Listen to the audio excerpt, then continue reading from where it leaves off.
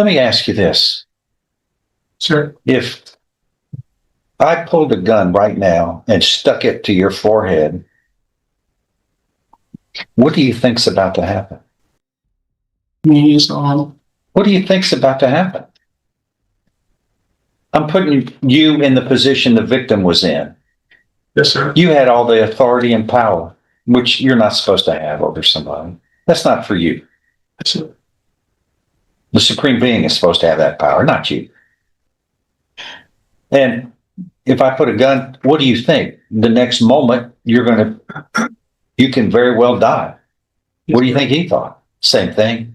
You're going to later say, well, I didn't intend to kill you.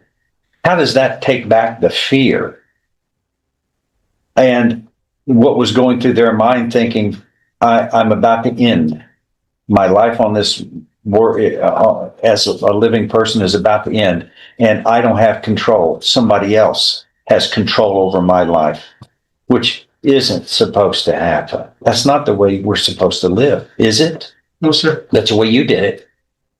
You assumed the power and authority. You can say, I didn't intend, but you think anybody believes that when they've got a gun to their head? No, sir. Yeah, that's going to make them feel better later. I mean, they'll wake up with nightmares their whole life. That's what they tell me. Well, that would be reasonable. It doesn't matter what you intended, it's what you did. That speaks for itself. I bet you didn't say, I'm putting this gun to your head, but I'm not going to really pull it. I don't intend to do anything to you. I'm just doing this. You didn't do that. You made them think they were about to die. You understand how that's terrible? Yes, sir. You had all the power, and that's not what it's supposed to be. That's not fair. He's asking for 10 years in prison,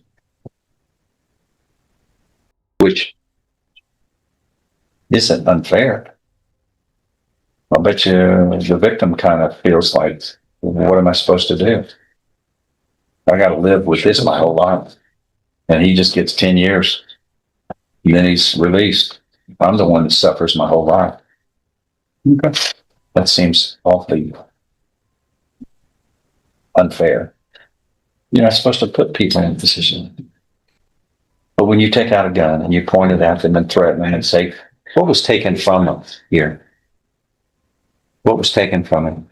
Searched his pockets, stealing about $800 in cash, a cash app card, and other personal items.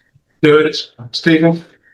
I wanted to say that actually no one took any money from him, but they did take someone did take some marijuana from him. I don't know what he actually told the detectives. I'm not aware of. I never seen the paper of an indictment, so I don't know actually what happened. What he told the detectives, as I can remember. How do you know? How do you know what was in his pockets? I don't. Well, why are you saying there isn't any if you don't know? He said to the police that there were $800 in cash they took. How do you know that he's not telling the truth? Because after the robbery, no one had $800, sir. Well, yeah. You were sitting there watching. Did you see them pull his stuff out of his pants? I did. Did you? I was watching him. No one went into his pants. Sir? I shot. Yes, sir. I was watching him. No one went into his pockets. Well, where'd they get the marijuana from? He had a bag of marijuana. Where? He got it from the trunk, sir. From the trunk of the car. How did y'all get it? He handed it over, sir. Huh? He handed it over.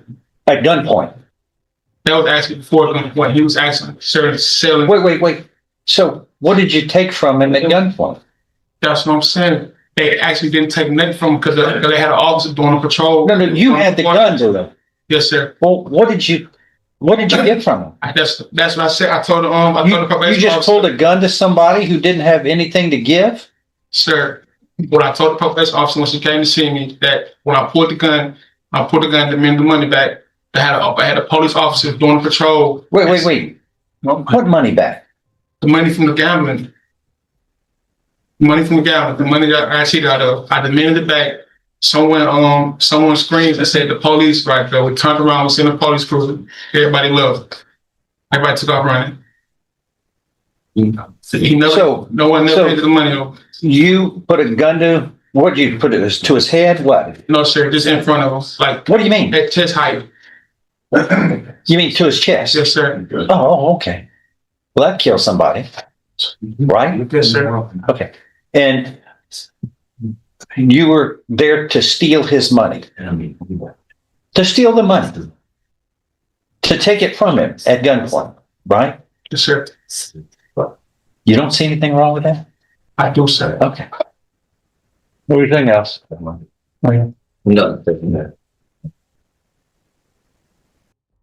Your criminal history is At this point, the judge has heard enough excuses.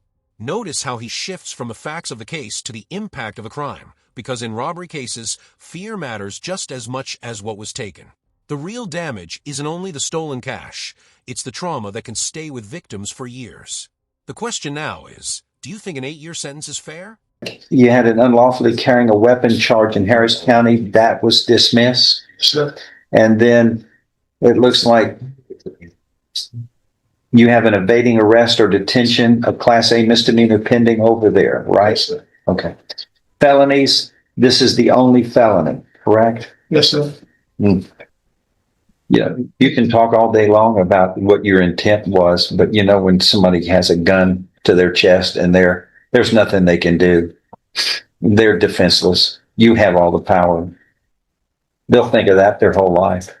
That'll be in the back of their mind forever. It's what haunts people forever. It's a nightmare that they have to live with. You understand? That's what you did. I mean, that's the funny. I mean, that victimizes them forever.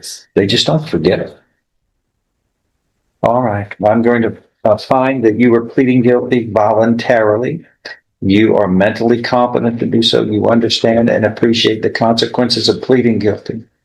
There's sufficient evidence supporting your guilty plea from State's Exhibit 1 admitted here to find you guilty beyond a reasonable doubt. I now find you guilty beyond a reasonable doubt of this first-degree felony of aggravated robbery. I am going to follow this agreement. You are hereby sentenced to confinement in the Institutional Division of the Texas Department of Criminal Justice to serve a term of 8 years. You will be given 8 years behind bars after a brutal reality check from Judge Stevens. This case makes one thing clear. When you use a gun to control someone, the courts don't see it as mere theft. They see the lasting harm and fear inflicted on the victim. Was justice served, or should the sentence have been even harsher?